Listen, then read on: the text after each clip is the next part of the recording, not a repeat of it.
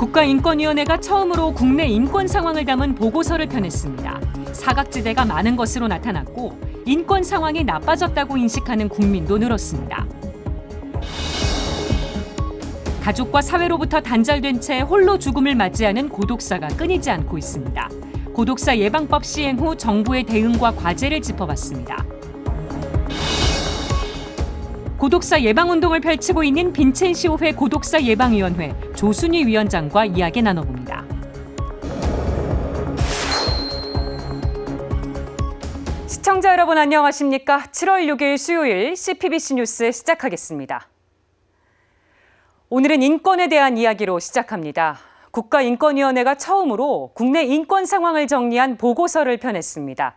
예전보다 인권 감수성이 높아졌다고 하지만 사각지대가 여전히 많다는 게 국가인권위원회의 결론입니다.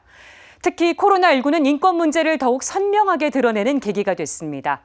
가톨릭교회가 눈여겨볼 내용도 많습니다. 전은지 기자가 보도합니다. 해마다 우리나라의 인권 상황은 나아지고 있을까? 국가인권위원회가 2021년 인권 상황 보고서를 발간했습니다. 보고서에는 우리나라에서 지난 한 해 동안 제기됐던 여러 인권 문제가 포함됐습니다. 우리 국민은 지난해 우리나라의 인권 상황이 1년 전보다 더 나빠졌다고 평가했습니다. 2019년보다는 무려 26%나 악화됐다고 응답했습니다. 인권을 둘러싼 차별이 많아졌다는 응답도 직전 해보다 높아졌으며 인권 침해의 심각성도 크게 나타났습니다. 이러한 인권 침해와 차별의 대상으로는 여러 집단이 꼽혔습니다. 국가인권실태조사에 따르면 우리 국민은 경제적 빈곤층을 가장 차별받는 존재라고 인식하고 있습니다. 실제 코로나19 상황에서 발생한 소득 감소와 노동 불안정 문제는 비정규직 노동자와 취약계층, 소상공인에게 더 큰 타격을 입혔습니다. 또 다른 인권 침해 대상으로 꼽힌 장애인의 상황도 심각합니다. 장애인도 비장애인과 마찬가지로 자유와 그에 상응하는 처우를 누릴 권리가 있다. 약 50년 전 유엔 장애인 권리 선언에서 강조한 권리가 무색하게 장애인들은 연일 거리로 나와 이동권과 생존권을 호소합니다. 또 우리나라에 증가하고 있는 이주민과 난민의 인권도 사각지대에 놓여 있습니다.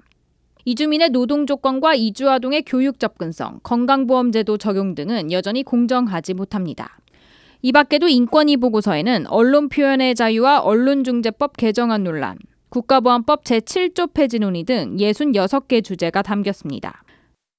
코로나를 거치면서 기존에 존재했던 취약계층의 어려움들이 좀 선명하게 드러난 측면이 있고 인권 감수성 같은 건 많이 높아진 게 맞는 상황이기도 한데 이전에는 주목받지 못했던 인권 문제 같은 것들이 좀 더 국민분들이 좀 관심을 가지고 사회적 소수자에 소외되는 상황이 과시화된 게 좀 큰 것 같습니다. 인권위는 이번 보고서에 나타난 사회적 약자들의 인권 현안은 우리 사회의 인권 감수성과는 별개로 장기적으로 고민해야 하는 문제라고 지적했습니다. CPBC 전은지입니다. 가족과 사회로부터 단절된 채 홀로 죽음을 맞이하는 사람들이 적지 않습니다. 고독사 예방법이 시행되고 있지만 아직도 갈 길이 멀어 보입니다. 윤재선 기자가 취재했습니다.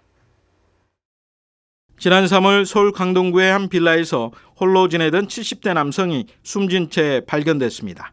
4월에는 서울 종로구에서 함께 살던 모자가 싸늘한 죽음으로 발견됐습니다. 아무도 알아채지 못한 채 홀로 쓸쓸히 맞이하는 고독사. 이를 막기 위한 예방법이 시행된 지 1년 3개월이 지났지만 고독사 사례는 끊이지 않고 있습니다. 고독사로 추정되는 무용고 사망자는 10년 전에 비해 3배 넘게 늘었습니다. 하지만 아직까지 정부 차원의 통계조차 없는 상황. 보건복지부는 관련 통계를 작성하기 위한 실태조사 연구 용역을 지난 1월 말에야 시작했습니다. 올 하반기 시범 사업을 거쳐 연말쯤에야 고독사 예방을 위한 기본계획을 발표한다는 방침입니다.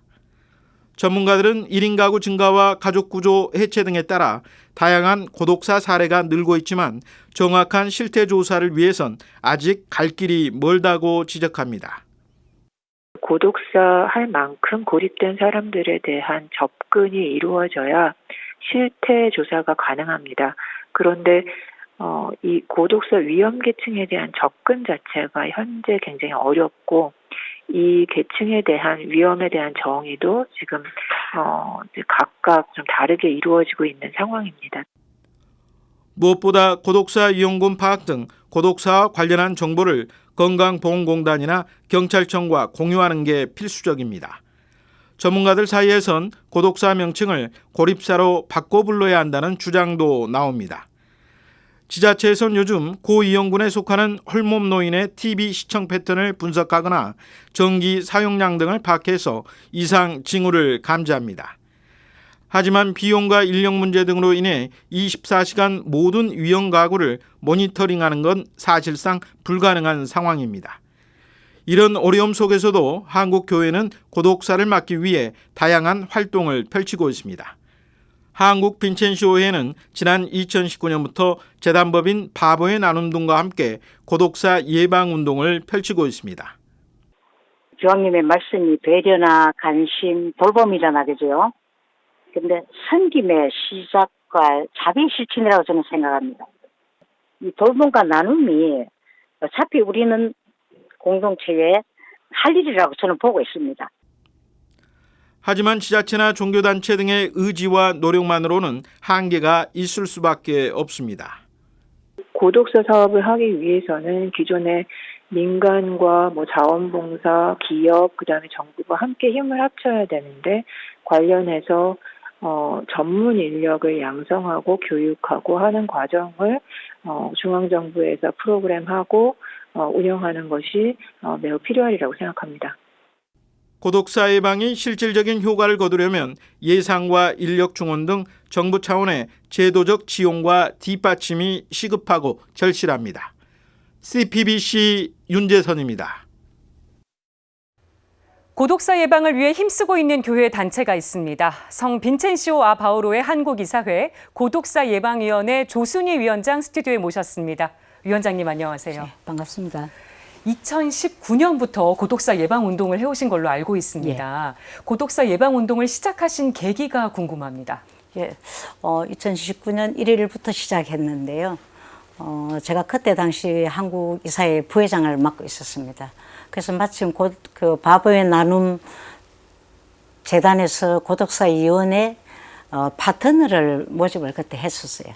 그래서 저희들도 많은 단체가 참여를 했는데 다행히도 저희들한테 그 고독사위원회가 주어져서 그래서 우리가 파트너로 시작하게 돼서 제가 또 그동안 활동도 그렇게 해왔고 네. 그래서 우리 고독사 한번 해보자. 이래서 시작한 계기가 돼서 오늘까지 왔습니다. 네, 지난 3년 동안 어떤 활동 해오셨는지 궁금하거든요. 지난 3년 동안 저희들은 13개 교구가 참여를 했습니다. 그래서 저희들은 또 빈첸시 회원들은 이 네트워크가 잘 돼서 13개 교구에서 27가정을 정리해서 27가정을 정리해서 54명의 이제 활동 회원들이 있습니다. 네. 활동 회원들이 있어서 나눔도 해야 되고 또 우리가 지속적으로 참여도 해야 되고 매일 방문을 해서 청소도 해드리고 시장도 봐드리고 그래서 매일 이렇게 연계를 계속 쭉 해오시는 그런 분들 단체로서 지금 해하고 있는데 네. 마침 코로나가 돼서 그래 중단이 많이 됐었습니다. 네, 그렇게 매일같이 챙기고 살펴보시던 가정들이 계셨는데 예. 코로나로 인해서 그 중단됐던 상황들, 그 시간들은 어떻게 보내셨어요? 힘든 점이 이만저만이 아니셨을 텐데요. 굉장히 많았었습니다. 첫째, 방문을 할 수가 없었으니까. 그리고 두 번째는 우리가 물품을 이렇게 입구에 갖다 두면은 거기에 코로나의 어떤 균이 묻어온다. 또 코로나에 노출될까 싶어서 그것도 거절했더라고요. 그래서 우리 봉사자들이 그래도 끊임없이 기도하면서 전화하고 이렇게 해서 설득을 해서 지금까지 그래도 우리는 27가정에 네. 하나도 끊임없이 하다가 3분이 돌아가셨죠. 그동안에. 어머. 그래서 이런 어려움이 있었고 이제 가장 힘들었던 거는 우리가 방문을 해서 다 지켜줬는데 병이 났을 때는 병원을 못 모시고 갔었어요. 그러면 어떻게 합니까? 그래서 약방에다 약을 사다 드리고 이렇게 해서 지속적으로 하다가 결국은 사망에 이르기까지는 저희들이 선종을 하셨으니까 어떻게 해요. 그래서 가족들도 못 보니까 저희들은 이제 우주복 입고 정리를 했죠. 그래서 그러셨군요. 여기 가장 코로나로 병상을 못 구하니까 어려웠었습니다. 네, 그렇지 않아도 외롭고 힘드셨던 분들인데 그 임종 순간까지도 어려움을 겪으셨던 거고 그래도 그 순간 함께 해주신 거네요. 예, 우리 많이 했죠. 세 가정을 했었습니다. 네. 그래서 우리 봉사자들이 참 고생 많이 했었습니다. 네. 고독사 예방을 위해서 뭐 정부, 지자체뿐만 아니라 우리 가톨릭 교회도 앞으로 더 신경 쓰고 해야 될 일이 많이 있을 것 같습니다. 앞으로 필요한 과제라면 어떤 게 있다고 생각하세요?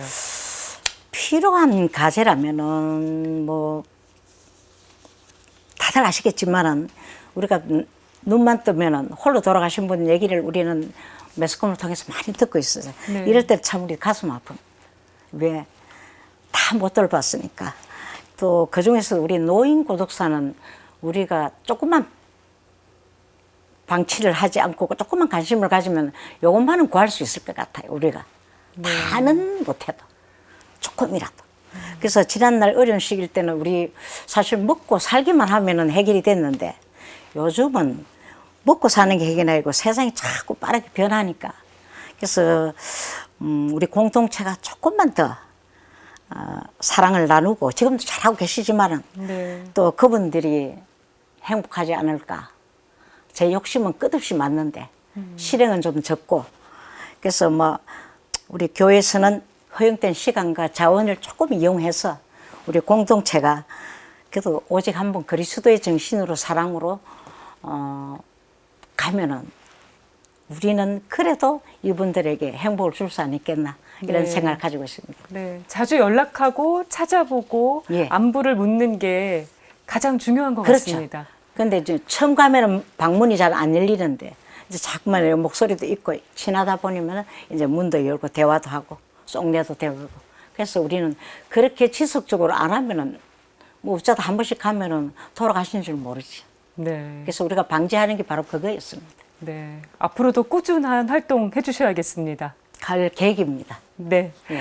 지금까지 성 빈첸시오 아 바오로의 한국이사회 고독사 예방위원회 조순희 소피아 위원장과 이야기 나눠봤습니다. 오늘 말씀 고맙습니다. 감사합니다. 서울대교구 사목국 노인사목팀이 할아버지와 할머니가 손자녀와 행복한 시간을 보내는 모습을 담은 사진을 공모합니다. 서울대교구 사목국 노인사목팀은 오는 24일 제2차 조부모와 노인의 날을 기념해 디지털 사진전에 전시할 사진을 공모합니다.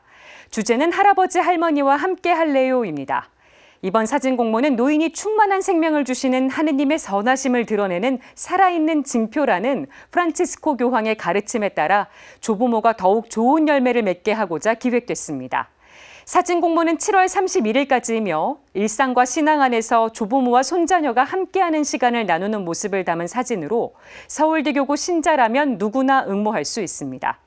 자세한 사항은 서울대교구 노인사목팀 누리집이나 홍보 영상에서 확인할 수 있습니다. 이상으로 CPBC 뉴스를 마칩니다. 시청해주신 여러분 고맙습니다.